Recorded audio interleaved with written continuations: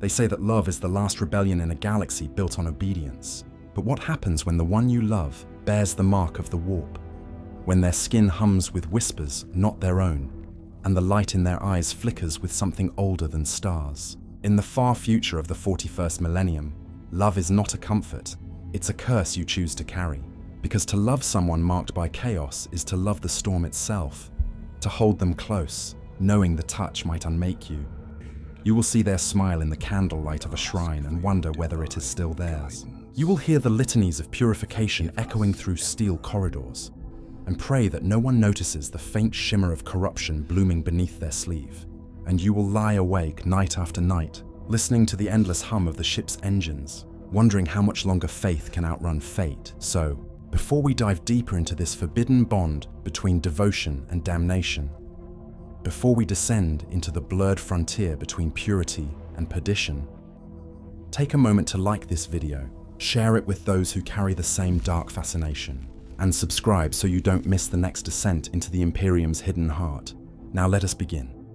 The corridors of the St. Catharina's Woe breathed like an old beast in slumber, metal sighing, incense burning low, engines murmuring beneath hymns. Every surface smelled of oil and sanctity. I was a low scribe then, keeping records for the ship's Ministorum detachment, my fingers always dusted with ash and ink. Life aboard an Imperial cruiser is measured in litanies and shift bells, not in moments of beauty. Yet beauty, like heresy, has a way of finding cracks to grow in. I met her in one of those cracks, an engineer in the manufacturing bays, her hands forever scarred by solder and radiation, her voice soft as the hum of the plasma conduits. She laughed once when a data slate exploded in sparks and said the machine spirit must have liked me. It was the first warmth I had felt since the day I left Terra's orbit. In that moment, surrounded by the scent of promethium and ozone, the universe felt briefly human again. We began to cross paths more often, first by coincidence, then by intent. She'd bring me cogitator reports that didn't need my signature, and I'd linger longer than duty required. Between us grew an unspoken rhythm, glances traded across the smoke of sensors, words murmured under the hum of engines. I told myself it was companionship, nothing more. In the Imperium, love is a luxury, a liability, but still, every time she smiled, the void outside seemed less endless. Nights aboard ship have their own gravity. When the lumen strips dim and the hymns fade, the silence presses close. I'd find myself thinking of her in that silence, wondering how her eyes caught the green reflection of reactor light. I prayed to the Emperor to purge the thought, but prayers in space are faint things, stretched thin by distance and fear. Still, I whispered them, because even forbidden affection feels like worship when you have nothing else left to believe in. Then came the first fracture, so small I almost missed it. We were repairing a cracked reliquary seal, and she muttered something under her breath, a word I did not know, shaped like a prayer but older, heavier. The air seemed to still. The lights flickered, and the servo skull beside us emitted a sharp burst of static. When I asked what she'd said, she blinked, confused, as though waking from a dream. "Just a machine chant," she whispered. I wanted to believe her. I did. But that night, when I closed my eyes, I could still hear that word, coiling, echoing, like a pulse beneath the ship's engines. Days blurred into the rhythm of duty and devotion. The ship drifted through the void, its hull creaking like the ribs of some ancient leviathan.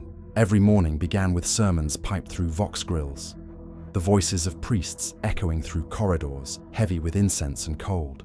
And still I found her, between the clang of gears, the hiss of pistons, the mechanical prayers whispered by servitors who had forgotten they were once men. She would smile when she saw me coming, though her eyes seemed distant sometimes, watching something I could not see. We spoke of small things, the hum of the plasma conduits, the way the stars looked from the maintenance viewport, the taste of recycled water. Every word was an act of defiance against the void's indifference. To care for someone in the Imperium is to carve warmth out of iron. I remember one evening most of all. The ship was coasting on silent running, her engines dimmed to avoid detection by a passing orc hulk. The manufactorum was quiet, save for the ticking of cooling metal and the faint murmur of litanies still hanging in the air. She sat beside me, her gloves off for once, her fingers stained with machine oil and blood. We said nothing for a long time. There was no need to. The silence between us was full enough. When she finally spoke, her voice trembled like static. "Do you ever wonder," she said, "if the Emperor still hears us out here, or if we're just echoes pretending he listens?" Her words chilled me. To question was to err, to doubt was to sin, and yet I understood. I felt the same absence sometimes, the same hollow where faith should live. I told her that he must hear us, because if he didn't, none of this would make sense. She smiled then, a sad little curve of the mouth, and looked away. Later that night, I heard her humming to herself as she cleaned her tools, a tune I didn't recognize. Soft, lilting, beautiful, until I realized there were no words, only sounds that bent and curled like whispers spoken backward. I froze in the doorway, my breath caught in my throat. Something in that melody wasn't right. It didn't belong in this universe. When she noticed me, she stopped abruptly. "Old hymn," she said quickly. "From before my scholar days." But her tone was too even, too rehearsed.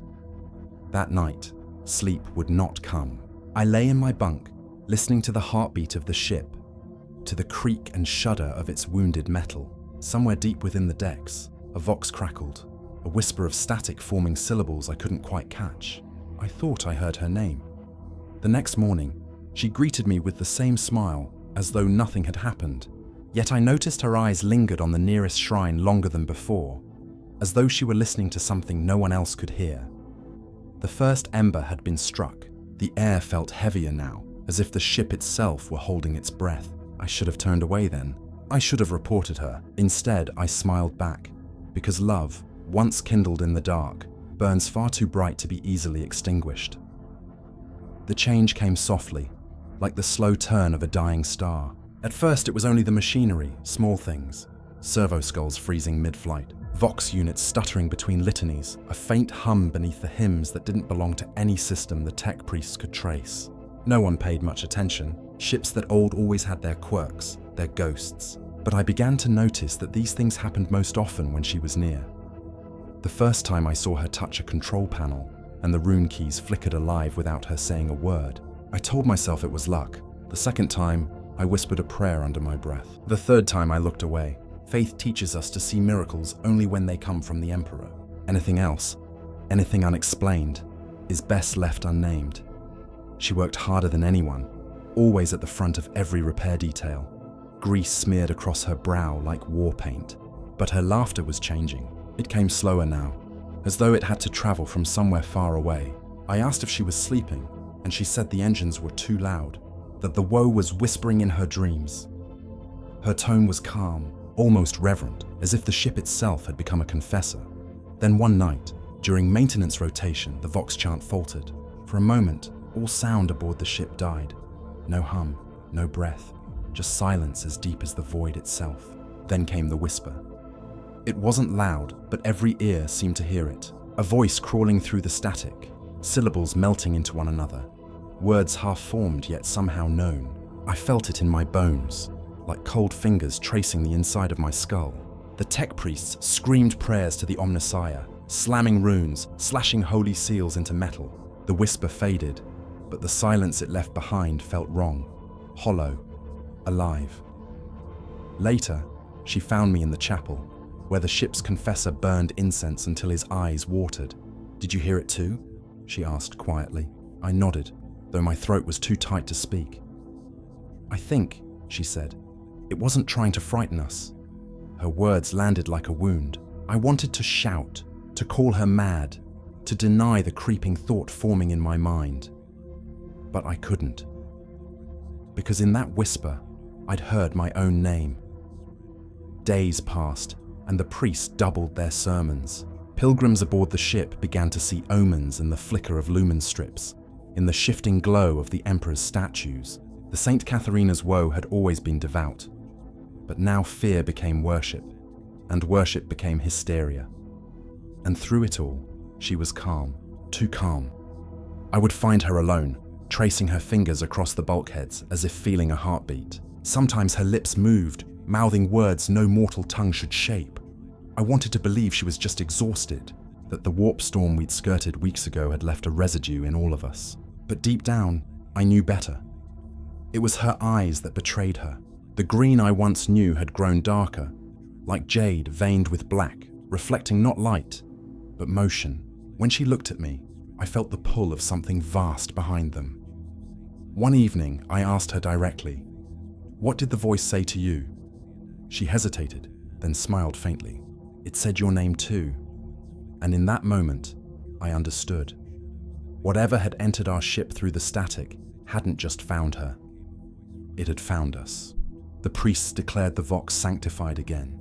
The rites had been spoken, the runes burned, the cables anointed with sacred oils. Yet at night, when the hymns faded and the ship slipped into the stillness between jumps, the whisper returned. Always softer, always clearer. I would wake in my bunk drenched in sweat, my name humming faintly from the auspex on my desk like a memory of sound. Sleep became a battlefield.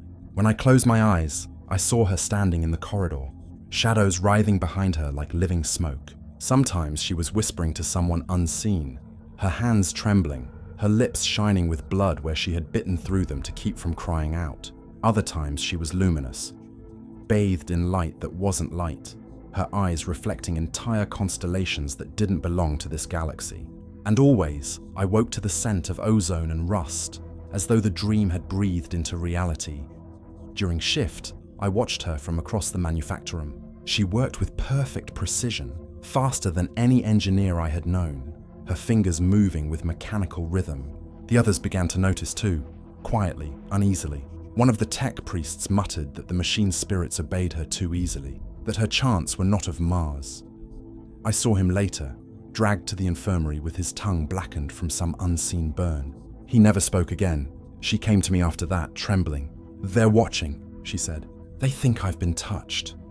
I wanted to deny it, to tell her the Omnissiah's will flowed through her hands, but I saw the faint shimmer crawling across her skin, the way her veins pulsed with light just beneath the surface. I whispered prayers as I pressed my palm to hers, and for a moment, I felt it.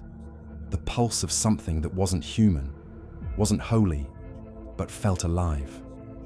The next day, the Vox channels were sealed by command. No transmissions in or out, no unauthorized connections, but she still heard them.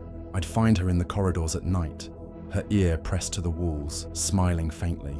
"It's not just noise," she'd whisper. "It's a message. It's trying to speak to us." When I finally asked who it was, she looked at me with a kind of broken wonder. "It's older than the Emperor," she said softly. "Older than all of this." The words felt blasphemous even in a whisper. I begged her to stop, to remember who she was, what she served. She reached up then, brushed her thumb across my lips and said, "I remember everything. I just don't know which part is real anymore." That night, I went to the shrine deck. I prayed before the golden Aquila until my knees bled. I asked the Emperor for guidance, for strength, for silence. But when I rose, the Vox grill beside the altar crackled to life. Soft static, gentle as breath. And then, faint and unmistakable, her voice. "Don't be afraid," I stumbled back, choking on incense and fear. She was nowhere near the chapel. She couldn't have been. Yet the voice persisted, more distinct now, layered with something vast beneath it. A chorus of tones that made the air itself vibrate. I smashed the grill with my fist, metal bending, sparks flaring. The whisper ceased, but the echo lingered, humming inside my chest. By morning, I knew what had to be done. I would confront her. I would bring her to the confessor if I must. Whatever this was, it couldn't continue. But when I found her quarters, the door was open. Her bed was empty, and across the walls, burned into the metal by some invisible flame, was the same word I'd once heard her mutter months ago. The word that had frozen the air and silenced the machine's spirit. Except now, it was everywhere, and beneath it, written in her own hand, was a single message. "It's not the warp that's calling. It's you." The ship's engines roared to life. The lights dimmed, and somewhere in the static, I heard my own voice whisper her name back. They sealed off the lower manufactorum decks a week after she disappeared. Officially, the reason was contamination. Something about radiation leaks, corrupted data spirits, routine purges. But everyone aboard the St. Catharina's Woe knew the truth. Something had been found down there, something they didn't want anyone to see. I found her 3 nights later, hidden among the shrine servitors in the reliquary hold. The air was thick with incense and rust, the scent of melted wax clinging to the steel. She looked thinner, hollow-eyed, her skin pale under the flickering lumen glow. For a long moment, neither of us spoke. Then she reached out, her fingers trembling. "You heard it too, didn't you?" she whispered. In the static, in the prayers. I didn't answer. I couldn't. The truth was that I had. Her voice had lingered in my dreams, not as memory but as presence, as if she'd never left the space beside me. I still heard it when the ship went quiet, the faint murmur in the vents, the whisper in the cables. She unbuttoned her sleeve then, slowly, as if revealing a secret to the void itself. Beneath the cloth, the skin was marked, not burned or scarred, but grown. Lines of black and crimson coiled beneath the flesh, shifting faintly, alive like veins that obeyed another pulse. At the center was a sigil that burned when the lumen flickered, a circle with a void at its heart. "I didn't want this," she said. "It chose me." The room seemed to tilt. My throat went dry. "That's not faith," I murmured. "That's the warp." She shook her head slowly. "Then what is faith, if not believing in something you can't prove? You pray to the Emperor. You've never seen him. You serve the Imperium. You've never touched terror. How is this different?" The words struck like lashes. I wanted to hate her for saying them. Instead, I found myself tracing the mark with my eyes, horrified yet entranced. The longer I looked, the more it seemed to pulse in rhythm with my own heartbeat. A distant klaxon broke the silence. Purity patrols, inquisitorial. She froze, eyes wide. "They're coming," she breathed. "They know." I should have stepped back. Should have shouted for the confessor, raised the alarm, fulfilled my oath. Instead, I pulled her into the shadows behind the reliquary vault. We crouched there together, breath held, the heavy boots of the patrol echoing past. When the sound faded, she began to cry. Quiet, shaking sobs that tore at something inside me. I held her, feeling the heat beneath her skin, the unnatural pulse thrumming through her body. "I can't go back," she whispered. "Not to them, not to him. I should have let her go then." Instead, I kissed her. The air crackled, a faint taste of copper on my tongue. For a heartbeat, the mark between us flared like a living flame. And in that moment, I knew I was lost, because faith can break. Flesh can betray, but love is what damns you willingly. The Inquisitor arrived without warning, as they always do. No heralds, no banners, just the sudden presence of fear thick enough to taste. Her name was Lyra Vaughn, Ordo Hereticus. Her armor a dull reflection of the lumen glow. Her eyes colder than the void outside the hull. She spoke little, but her retinue did the work for her. Interrogations, purity scans, ritual burnings. The St. Catharina's Woe had become a floating cathedral of suspicion. The corridors filled with whispered prayers and the scent of sanctified oils. Every crew member was tested, blood drawn, minds scanned, oaths renewed. The sermons grew louder, desperate, like the priests were trying to drown out something only they could hear. People vanished quietly. One moment they were in the mess, eating recycled protein paste. The next, their names were stricken from the manifests. No one asked why. To question was to be noticed, and to be noticed was to risk the flame. I moved like a ghost through those days, performing my duties with the same precision as before, pretending not to tremble when the Inquisitor's agents passed. She was still hidden in the reliquary vault, though I knew that every hour I kept her there, the walls closed tighter. I brought her scraps of food, flasks of water, data slates stolen from the repair logs. Each time, she seemed dimmer, her voice weaker, her body consumed by whatever power had claimed her. Yet her eyes burned brighter, 2 stars reflecting something vast. "They're hunting for me," she said one night, her voice a cracked whisper, but not because of what I am, because of what I heard. I asked what she meant, though I already dreaded the answer. "It's not chaos," she murmured. "Not what they think. It's something older, something beneath the warp itself. It showed me a pattern, a song. They fear it because it doesn't bow to their god." I begged her to stop speaking, to pray with me, to remember the Emperor. But she only smiled, a tired, tragic smile. "You don't understand. He's been silent for so long." Something had to answer. That night, I dreamt of Lyra Vaughn. She stood over me with a torch in one hand and a data slate in the other. The slate displayed a single name, mine. When I awoke, the air smelled faintly of burned parchment. The next day, I saw the Inquisitor for real. She was addressing the priests in the chapel, her voice cutting through the haze like a blade. "There is corruption aboard this vessel," she said. "It hides not in the engine rooms or the data vaults, but in the hearts of those who think themselves righteous. Her eyes swept the congregation and stopped on me for a fraction of a second too long. I left the chapel trembling. My hands shook so badly I could barely hold my rosary. I made my way to the reliquary deck, but she wasn't there. Only the faint smell of ozone and a trail of ash that led to the ventilation shafts. I don't know how long I sat there. Minutes, maybe hours. The hum of the ship seemed wrong, off-key, as if the engines themselves were afraid. Then the vox crackled. The same whisper, the same static. But this time it wasn't her voice. It was the Inquisitor's, cold and sharp. The infection spreads through memory. Burn what you love before it burns you. I dropped the vox unit. My knees hit the deck. The reliquary lights flickered one by one until only darkness remained. When I opened my eyes again, I wasn't alone. She stood before me, radiant and terrible. The sigil on her arm glowed like molten gold, and her shadow stretched across the wall in shapes that didn't belong to her. "I told you," she whispered, stepping closer. "It's not the warp that's calling." The deck beneath us rumbled, deep and distant, like the heart of the ship awakening. I wanted to run, to scream, to pray, but all I could do was reach for her hand. It was warm, too warm. "I think," she said softly, "the Emperor's not watching anymore." And somewhere above us, the chapel bells began to ring, an alarm or a requiem. Sleep was no longer a refuge. When it came in waves of light too bright for mortal eyes, a chorus of voices singing through my bones. I saw her again, not as she was, but as something vast and unbound, her form shifting between flesh and flame. She called my name across impossible distances. Her voice threaded through the pulse of the St. Catharina's woe itself. The ship was dying. We all felt it. The air recyclers coughed dust. The lumen strips flickered like failing stars, and the machine spirits whispered their distress in bursts of static. The priest said it was sabotage, that heresy had seeped into the circuitry.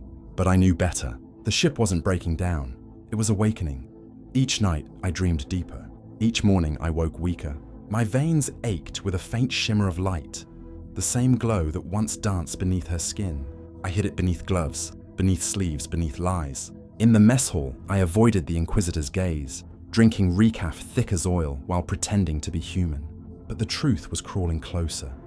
When I finally slept again, I found myself in a place without time, a horizon of black glass and violet sky. She stood there, waiting, her bare feet leaving no mark upon the surface. Around us drifted fragments of the ship, bulkheads, shrines, corpses, all orbiting her like satellites. "You see it now," she said. "The veil was never closed. We only pretended it was." Her words burned into my mind like scripture. The sky above rippled, revealing a sea of colors that should not exist, alive and endless. "This is the warp," I said. "No," she whispered. "This is what it really is. What it was before fear gave it a name." Behind her, shapes moved, angels or monsters or both. They sang in frequencies that made my teeth ache, each note a wound in reality. She reached out her hand. "You can join me. You've already begun." When I touched her fingers, I felt the hum of the ship itself flow through me. Memories not my own. The first launch from the shipyards of Mars. The prayers spoken over its engines.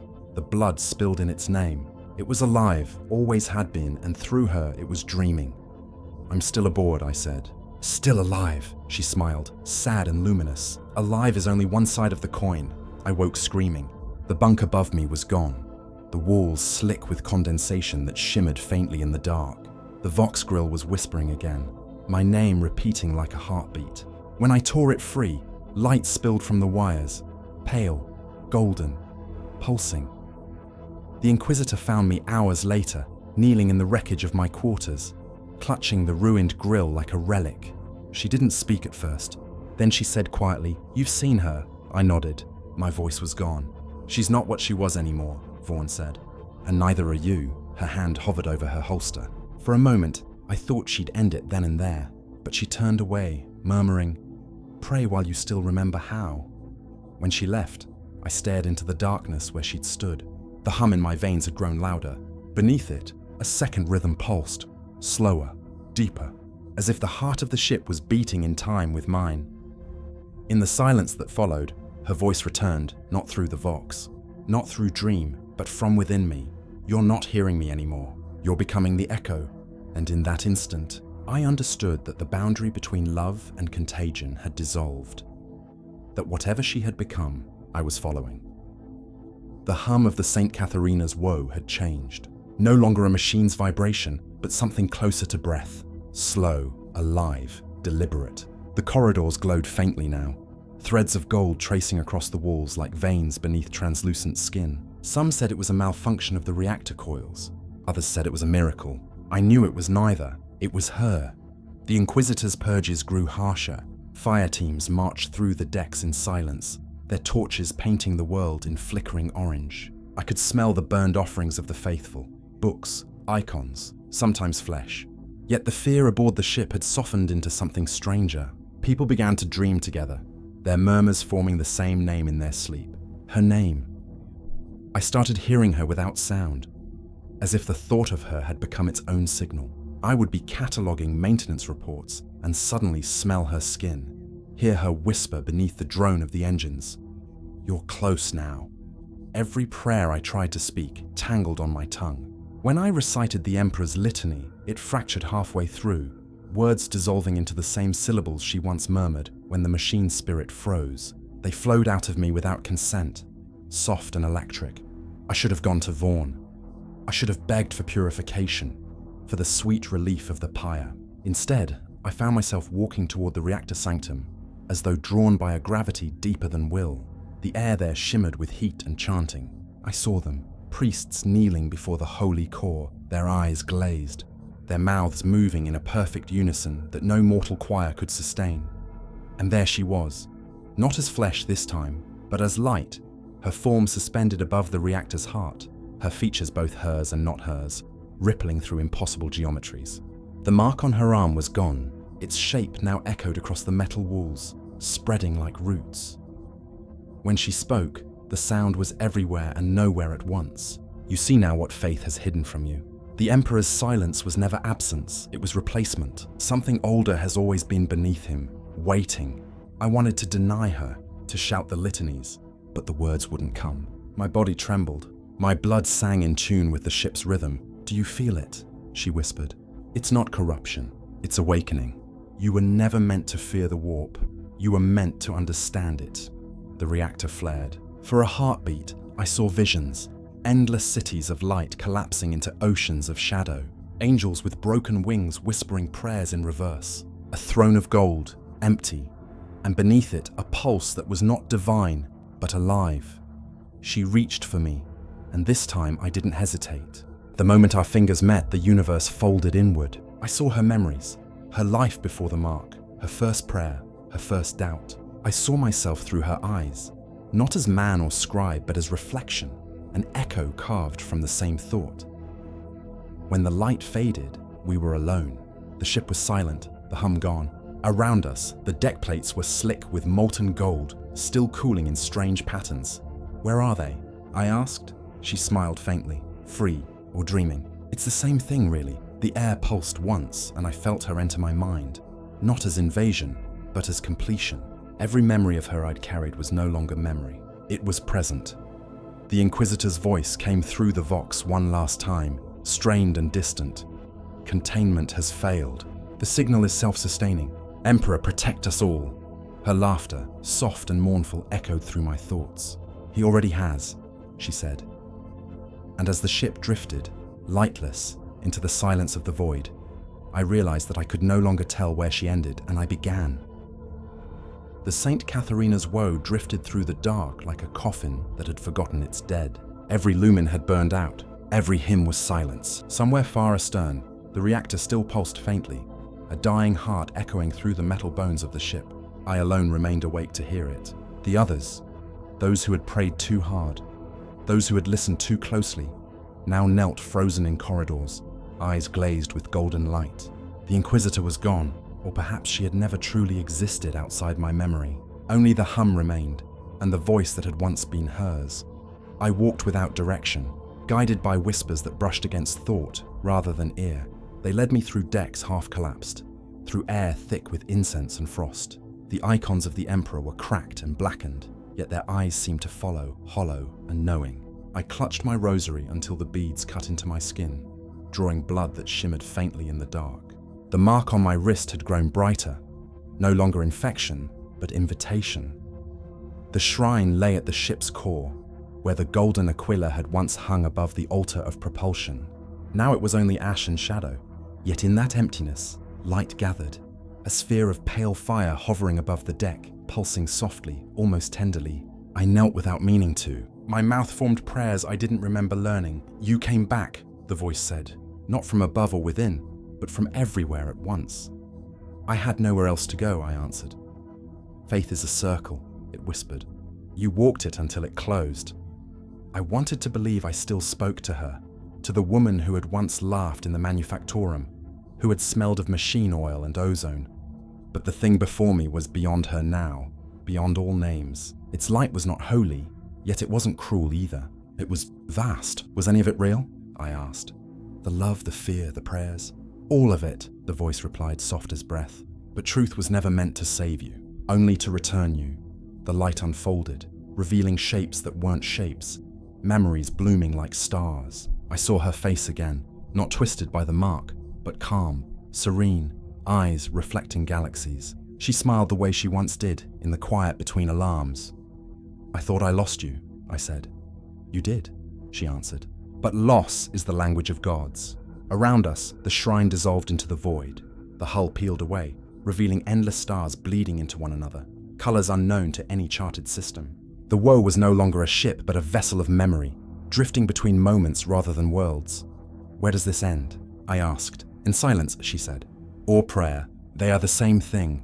The light dimmed, folding inward like a dying sun. I reached out instinctively, but my hands passed through it. I felt warmth, then nothing. When it was gone, the ship was still.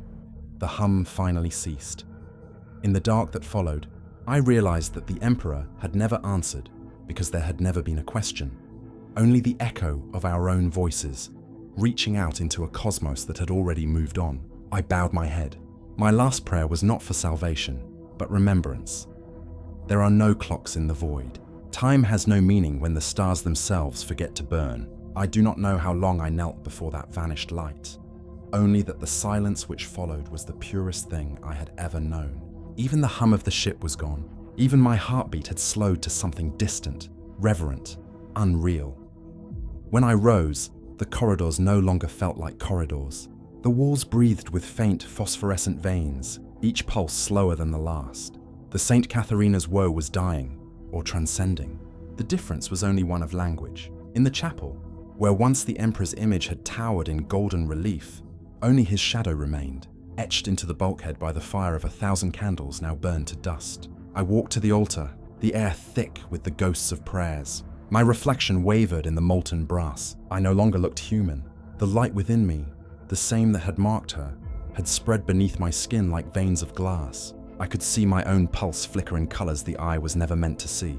I whispered, his name, Emperor of mankind, Master of the Imperium, Lord of the Golden Throne. But the words felt brittle. They broke in my mouth like shards. He cannot hear you, her voice murmured, soft as memory. He never could. His silence was your faith's foundation. I turned, but there was only shadow. Only the echo of her warmth lingering in the air. You said love was a rebellion, I whispered.